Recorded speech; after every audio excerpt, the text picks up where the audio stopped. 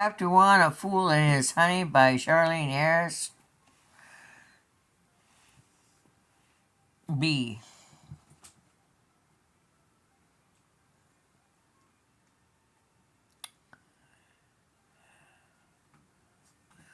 Right, I peered out the window, hoping somehow situation would have changed for the better. Nope, he was crazy. Whereabouts in my side yard? He seemed just fine when he got here, but all of a sudden he started singing and chucking wood. He's still there? Yes, he is, a matter of fact.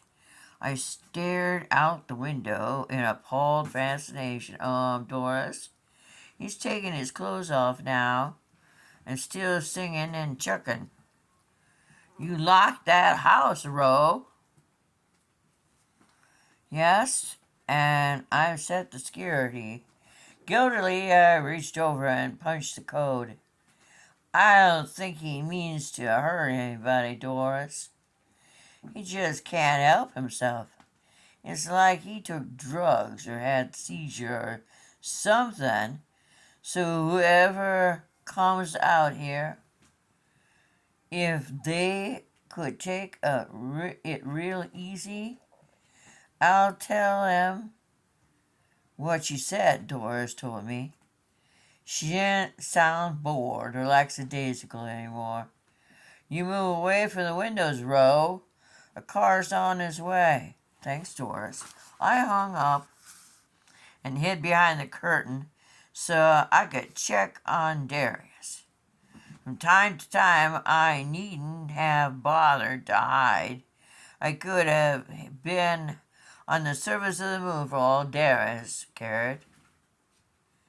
It was one big brown goose pimple in the chilly breeze as he danced about buck naked telling the sky that we would have a wedding supper when she came. I wondered what Darius would do when he ran out of verses.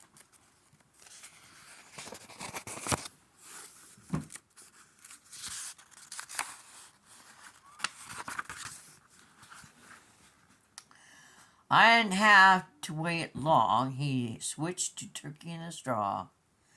Darius was having flashbacks to elementary school class, I decided.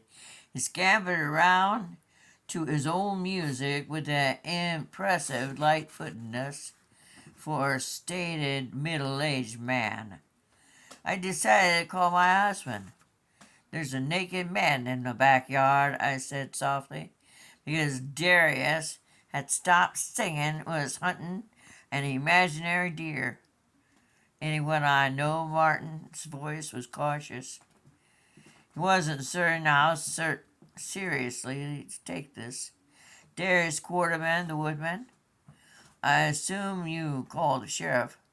Car's here now. Official car just pulled up my driveway. I nodded approvingly. Siren wasn't on. The light stopped flashing as I watched Jimmy Hensky and Levon Suit. I told Martin. Jimmy Hensky, huh? Maybe I better come home. The phone was replaced firmly in the cradle. Martin has no high opinion of the sheriff's department in Sparring County, and Jimmy Hensky, who is maybe 25, gawky, defiant, and never inspired my husband with his confidence. But Jimmy's a nice guy, and Levon Suit, who went to high school with me, is a very controlled deputy who is not only innately more intelligent than Jimmy, but 5 years more experienced. I remembered that Levon had dated one of Darius' daughters when they were juniors. I watched, fascinated, as Levon slowly approached Darius. I was a little surprised the deputy would brave walking right up to him, But then it was completely obvious Darius wasn't carrying a weapon. It appeared that Darius had killed the deer and resumed singing, dancing, in celebration. In fact, he was so glad to see Levon that he grabbed Levon's hand and capered off, and for a delirious minute or two, Levon trotted right along with him. With a patience that made me proud, the two deputies coaxed Darius into their car. Jimmy hurried off to pick up Darius' clothes, which he tossed in the front seat. Yes, sir, we'll sing along with you all the way into town, Jimmy was saying earnestly as Martin parked beside the squad car. My husband emerged from the Mercedes looking as he generally did, immaculate, prosperous, and handsome. Hey, Mr. Bartell, Darius called happily as Jimmy was shutting the door of the car. I brought you wood. Martin stood on the covered sidewalk between the house and the garage and saw a piece of oak scattered around the backyard, which we'd finally expensively had rolled and reseeded to make it smooth and grassy. Quite a few divots had been ripped out of the turf by Darius's impromptu log toss. Thanks a lot, Darius, Martin said. I came out after a squad car had departed, all three of the occupants singing away. I mentally filed the decision to write a letter to Sheriff Paget Lanny to commend Levon and Jimmy restraint and good sense. Oh, great. Someone pooped around me. I can smell it. Yay. Martin was shedding his suit coat and pulling on his heavy gloves from the tool shed built into the back of the garage. He got the wheelbarrow too, and besides my heavy red cardigan,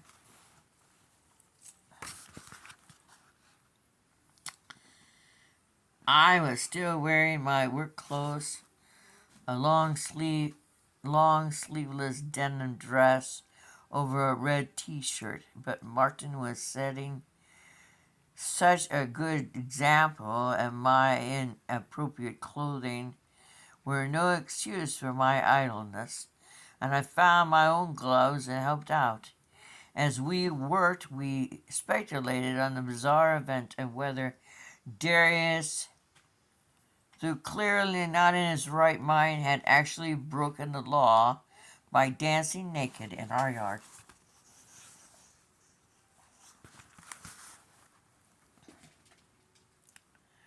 How is the library this morning? Martin asked, after we stacked the last piece of wood. I stood back, feeling sweat bead on my forehead from the exertion. Knew I was happier now that I resumed part-time work at the Lourdes Teen Library. Sam decided patrons with overdue books would be more likely to return the books if they were called personally, rather than sent a postcard.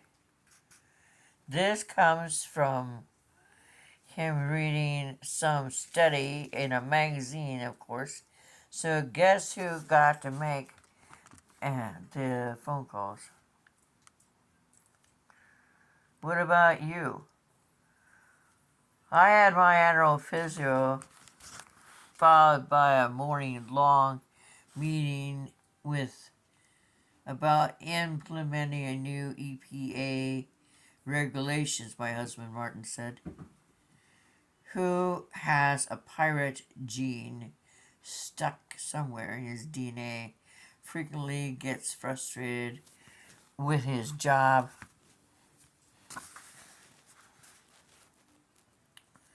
As vice president of manufacturing at Pan Am Agri and Agricultural Products Company. It has not always done something so legitimate and safe.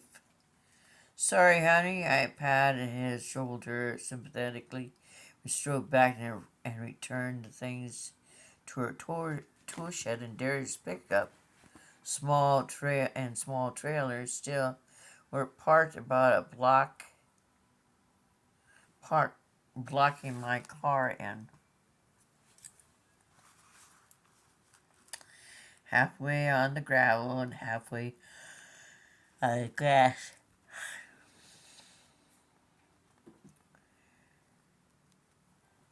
When I'd okayed that, I only expected him to be there for a little while. The ground had been nice and dry, but as it turned to go back into the house, big drops of rain began to patter down. We simultaneously thought of the truck making ruts in the softened dirt and hurried back to check the cab in the truck. Martin said heartfelt and obscure words. The ignition was empty. I looked in the passenger seat beside Darius, had just withdrawn the keys and tossed them on the seat to silence the little beeper that reminds you your keys are in the ignition. I do that occasionally. If I have to run back into the house for a minute or two. Look, Martin, I pointed. But not in the set of keys. Martin stuck his hand in the door. There was an open bottle of generic pain reliever, acetaminophen, on the seat. Martin raised one eyebrow at me. So,